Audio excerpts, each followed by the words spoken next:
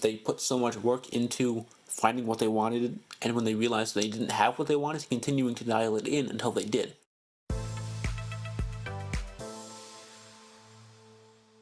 What's up, guys? Welcome back to Off Book.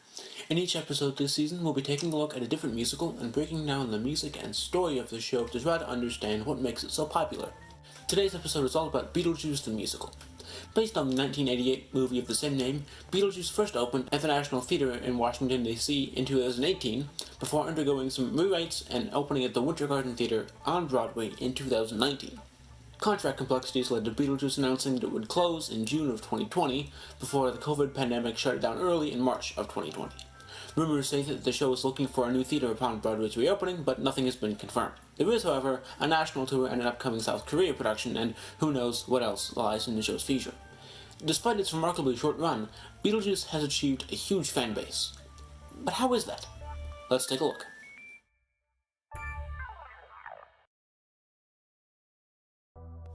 I think part of what makes Beetlejuice so popular among so many different kinds of people is that there are so many different stories going on at the same time.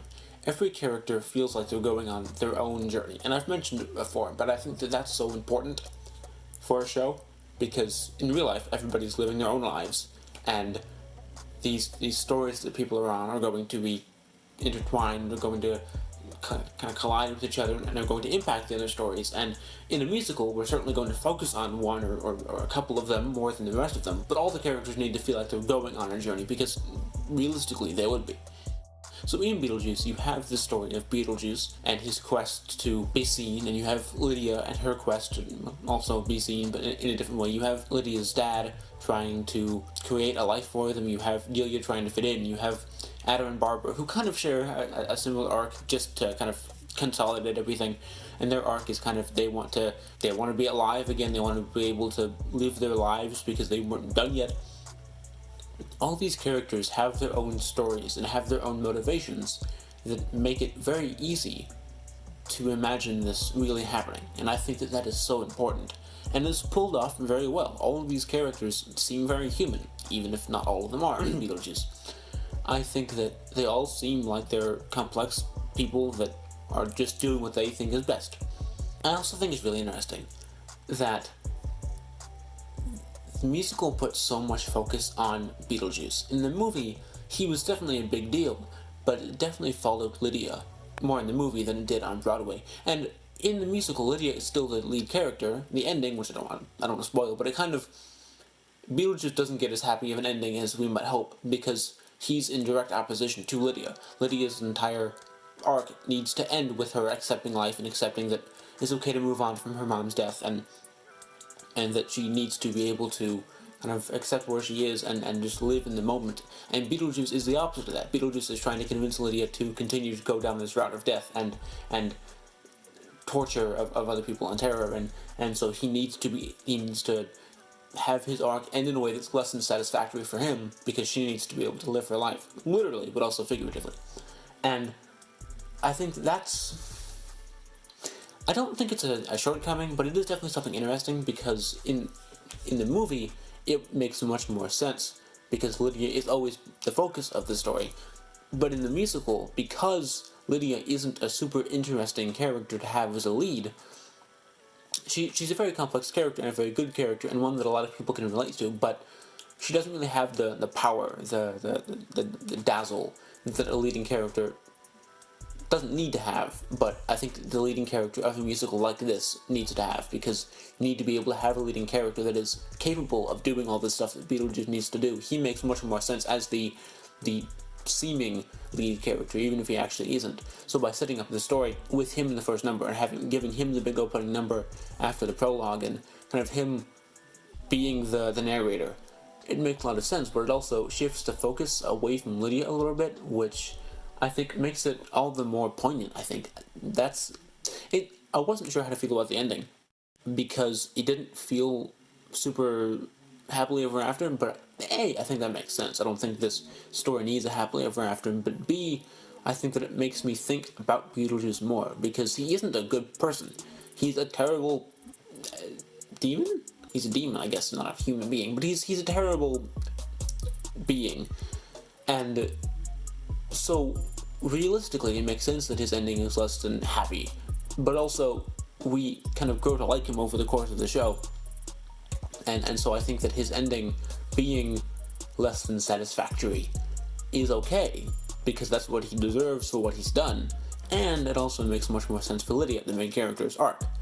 I do think that the adults get kind of pushed to the side a little bit. Adam and Barbara definitely have a more substantial part in the opening of the show, in kind of the beginning of the show, getting everything set in motion, than in the end of the show. And Lydia's dad and Delia both also get kind of sidelined, and it's kind of the situation where you get introduced to them in the beginning, they show up a couple times throughout the musical, and then they come again for the ending, so they're kind of all together for the finale. But I think that's okay, because again, you need to focus on a story, and I think that they chose to focus on the two most interesting characters of Beetlejuice and Lydia, and I think that they are such a good set of characters.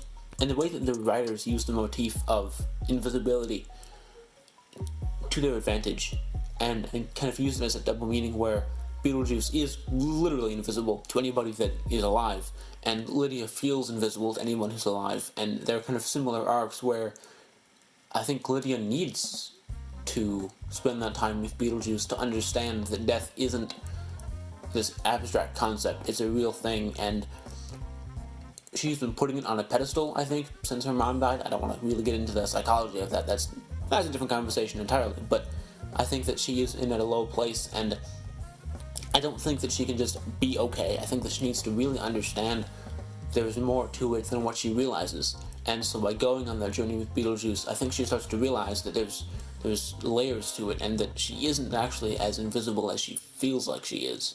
And I think that is an important lesson for her to learn, and I think it's one that she couldn't have learned without Beetlejuice. And likewise, Beetlejuice started the show by wanting to be seen, and his only way to that was to be alive, to be a person. But he grows as a being as well, and he learns that he doesn't actually need to be alive. That wasn't what he was looking for, really. It was just to have somebody else there with him, and he ended up finding that. And I think even in these sideline characters, Adam and Barbara didn't really know what to do in death, and managed to find a way to still feel fulfilled, and to be able to live a life of sorts, even if they were dead. And Lydia's dad actually has a much bigger arc than I figured he would have. Characters like that in musicals don't often get that much growth, but I think that you start to see him at the beginning.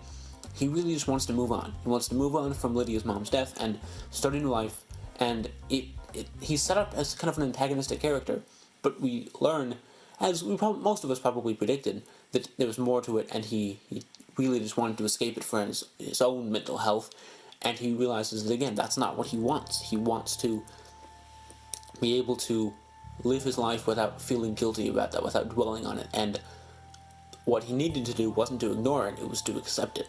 And I think that, again, Beetlejuice being death, and them having to deal directly with death, and going to the netherworld helps to make it less of an abstract thing and more of a concrete thing. Like, this is death. We know what this is, and we can face it and understand more of what it means to us and how it relates to our life. And Delia starts with this kind of idea that everything happens for a reason. There's no loose ends. Everything makes sense. Everything is neat and fits into a box, and it's cool. And I think she also starts to realize that it's not all perfectly clean. It's very messy, but that's okay. Things don't need to be perfect in order to be worth it. And I think that, again, Beetlejuice is kind of the pivotal part of all their arcs, really. And I think that that's what's so smart about making him the focus of the show, even though he's not the lead. It's not his show. But they made him the focus, because he is the central piece to all their stories. Without him, none of this would have happened. And so I think using him as the narrative device, but also as the comic relief and as the villain and as kind of also a protagonist, you get this kind of deep insight into who he is, but also into who all the other characters are, because he is so pivotal to all those stories. Which I think is really just a story about life. When you take away all of the fantastical elements of it, It really is just a story of being dissatisfied with where you're at and finding the joy in it, in recognizing that there was more than you thought there was, and living your life in a way that fulfills you and makes you feel like you have all the potential in the world, because you do.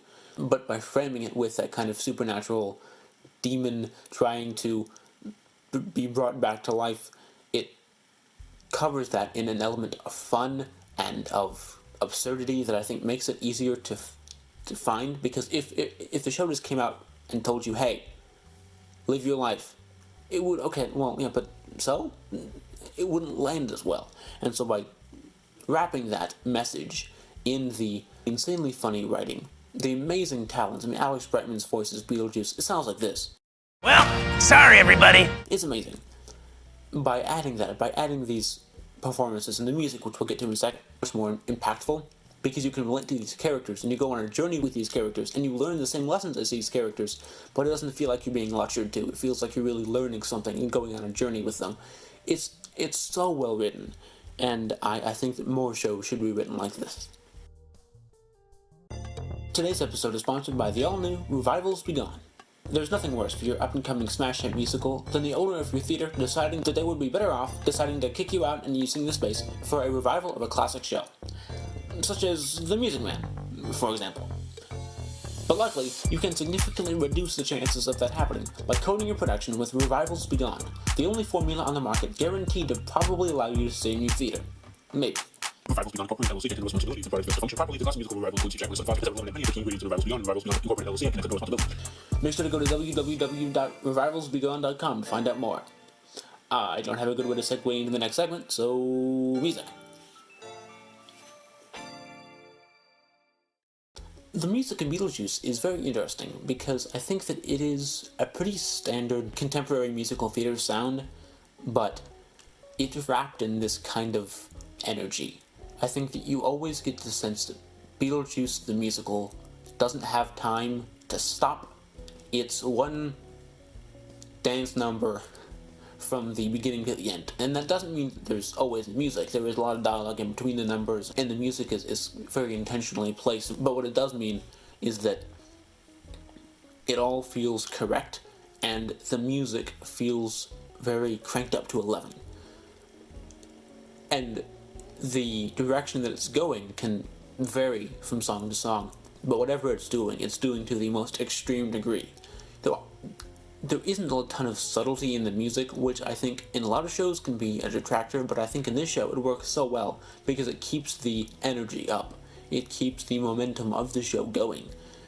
The music is what helps get you from point A to point B, and helps you to understand the characters more, and to make the show feel much more coherent and organic than if it was just the dialogue. I've also noticed that, much like a lot of good shows, there are several songs in Beetlejuice that kind of distinctly change the tone of the show. Most notably, What I Know Now, which sounds like this. If I knew then what I know now, I would have laughed and danced and lanced every sacred cow. 'Cause life is short, but death is super long. Compared to the opening number, Hey folks, begging your pardon. Excuse me, sorry to barge in. Now let's skip the tears and start on the whole, being dead thing. What I Know Now is a very different song musically. It's a very different song tonally. Nothing about it really makes a ton of sense, but it works so well. And I think that that's almost by design to have it be so different, because it's supposed to feel different, because this is the only song that's in the Netherworld being told by the people that live there. There's one song, which we'll get to in a second, called Home, which is sung by Lydia, and her father has some dialogue in there from the Netherworld, but What I Know Now is the only song sung by the inhabitants. And I think that it feels very different because it should, because this is the wake-up call. The lyrics to this song, I encourage you to go look them up and read them, because when you take them out of the context of this song, they're very haunting. They're very much a warning, and they're very, very emotional, and so beautiful. And I think that they kind of mask that with the upbeat tempo and the musical style. But I think that's okay, because what the show needs right now is an upbeat song. It isn't a slow ballad, but they managed to get the point across nonetheless. And I think that it's a pivotal part for all of these characters that are human, at least. And even for Beetlejuice, probably. And I think that using that musical style to get this message across is really, really smart. I mentioned home. Mama, I could use some help here. Tired of talking to myself here. I'm gonna go back home. Having Barbadelia and Dad. It's messy, but they're all that I have. I'll make the best of being flesh and bone. I'm going home.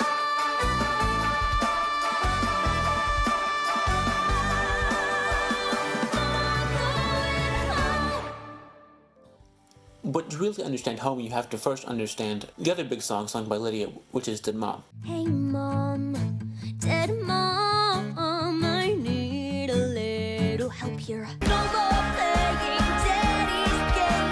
We'll go insane if things don't change. Whatever it takes to make him say your name, dead mom. Now, for those of you who don't know, a crucial part of Lydia's arc is that her mom has just died, and she was very close to her mom, and in her death it feels like everyone's just kind of moving on, and nothing has been the same, and so she's struggling to hold on to whatever she can of her mom. And she sings this song called Dead Mom to kind of try to express what she's feeling. And this song has done so well. It's one of the most streamed songs from the cast album of Beetlejuice, and I think it's been such a big deal simply because it is so well written. I think that it's well performed by Sophia and Caruso, and I think that musically, like the instrumentation, it has just enough edge to where it starts to get into that really raw emotional side, but it also expresses a lot of really realistic things, and the lyrics are so poetic without sounding super elevated and lofty. it sounds very much like somebody's talking, but they're talking in a way that makes so much sense and can connect with so many people. And Home, dramatically, is kind of the second half of Dead Mom, because I think that it's, Dead Mom is all about everybody else is trying to get me to move on, but I'm not going to, and I'm right in doing so. Whereas now Home is kind of the conclusion of that, where she realizes that it's okay to move on, that she has to, and that it's not perfect, that it's very messy, but that it's okay. Those are the people that she loves, she has to go home. And this song is so beautiful. It's one of my favorite songs in the show. I think I personally like it more than Dead Mom, just because it's so much more impactful. But also, it couldn't exist without Dead Mom, because they're kind of two halves of the same dramatic motif, as Lydia is learning so much throughout the show and is remembering and realizing everything that she's learned in this moment. On the other hand, you have all of Beetlejuice's songs, which are just crazy, and the kind of energy never stops. He opens the show after the prologue with the whole being dead thing, which sounds like this. We should have carped way more diems. Now we're never gonna see them. Welcome to a show about death. You're gonna be fine on the other side. Die, you're all gonna die, you're all gonna die. And, oh man, the song just never stops. It's back and forth, and it's just continuously this huge powerhouse of energy. I don't know how they do it, and I think the fact that they use it as the second song, but really the opening number of the show, is so telling, because I think that, again, it's like I mentioned with Mean Girls last week. If you're going to start with a number that's that powerful, you have to continue that energy. You have to earn that. You have to earn opening with something that powerful, otherwise you wasted it. And they earned it. They started with a song that was huge, and then they kind of fell back down, but then worked their way back up. And again, you find that the energy in the show matches that song perfectly, and that song is such a good portrait into what we're about to get, because there is definitely a journey to get to that energy in the show proper, but by starting with that energy, you give the audience a taste of what's to come. And Beetlejuice definitely delivers. All of his numbers are so funny and so entertaining, so very catchy. The entire show is so well written.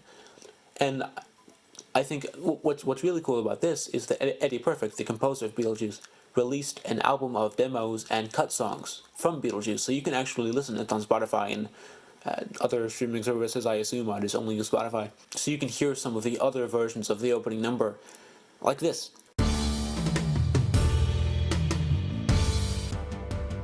Let's start at the start.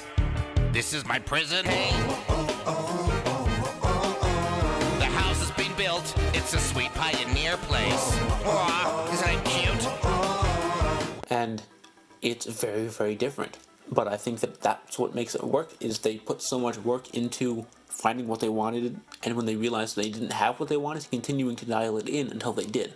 And they gave Beetlejuice, the character, this specific sound, and it works so well because it fits his character so well. And I think that you also have the show has an overall style that is kind of Beetlejuice as the character, but none of the rest of the characters are as wild as Beetlejuice the character is, and that's intentional, I'm sure, because the show is driven by Beetlejuice the character, but there's also more to the show than him, and so the musical style is very similar to his, but it is more, it is different, and every character has their own kind of subset.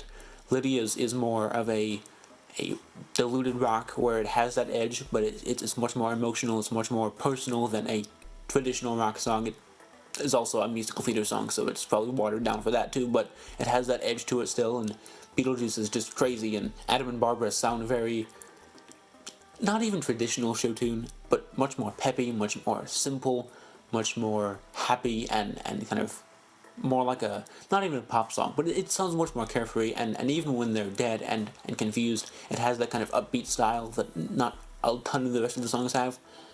But I think there are these benchmarks, like the opening number and the act in the finale, which sounds like this. Work all night on a drink of rum. Daylight come and me one go home.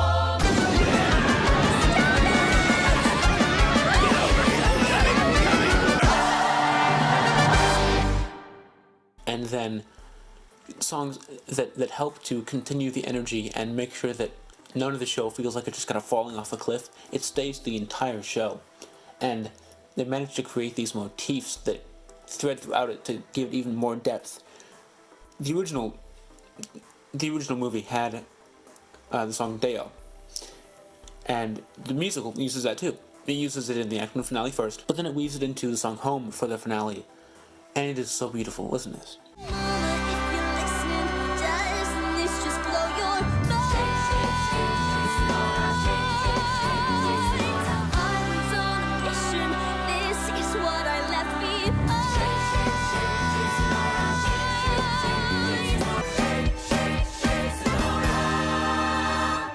I'm home. I love this number so much. It's probably tied with Home of my favorite because I think it does such a good job of really painting a true portrait of what Lydia's gone through and gives you that kind of happily ever after type ending where it still feels satisfying, even if it's not as satisfying as you think it is. It still makes you feel like everything's going to be okay, which is a lot of what Lydia's feeling right now. Is she's been through a lot, things are messy, nothing's perfect, but it's going to be okay. And I think that that's what Beetlejuice does so well, is it manages to use music to display character, to convey plot, to convey emotion, but it does it also seamlessly. You never realize that they're doing it.